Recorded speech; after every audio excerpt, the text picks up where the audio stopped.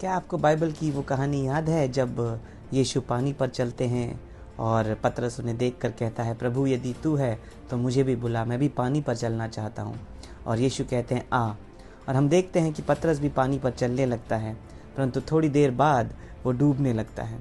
यहाँ ध्यान देने वाली बात यह है कि पतरस इसलिए नहीं डूबा कि जो पानी की लहरें थी वो बहुत ऊंची होने लगी थी या जो हवा थी वो बहुत तेज चलने लगी थी, परंतु पतरस इसलिए डूबा क्योंकि उसने अपना जो ध्यान था वो यीशु मसीह से हटाकर अपनी आसपास की लहरों पर और उन हवाओं पर जो चल रही थी उन पर लगाने लगा। कई बार लाइफ में हम भी ऐसे ही करते हैं। जब अपना ध्यान को हम यीशु पर लगा के रखते हैं, हमारी ज़िंदगी की मुसीबतें या परेशानियां इतनी ऊंची हो जाती हैं कि we started focusing on the problem rather than focusing on God, rather than focusing on the cross we focus upon the problem and the situation that we are going.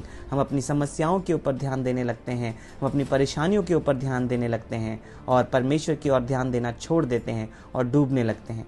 परंतु अच्छी बात यह है कि उस वक्त पतरस जब चिल्लाकर कहता है कि प्रभु मुझे बचा, तो यीशु अपना हाथ बढ़ाते हैं और उसे बचाकर वापस खड़ा करते हैं। वैसे ही जब हम अपनी मुसीबतों में पड़े रहें और पुकारें तो परमेश्वर इतना भला है कि अपना हाथ बढ़ाकर हमें बचाता है। बाइबल कहती है कि धर्मी जन 7 बार गिरता है परंतु परमेश्वर उसे फिर भी उठाकर खड़ा करता है। आज जब अपने दिन की शुरुआत करें तो मैं चाहता हूँ कि अपना ध्यान परमेश्वर की ओर लगा के रखें, यीशु की ओर लगा के रखें, उस क्रूस की ओर लगा के रखें। वो आपको गिरने नहीं देगा, वो आपको ऊंचा उठाएगा।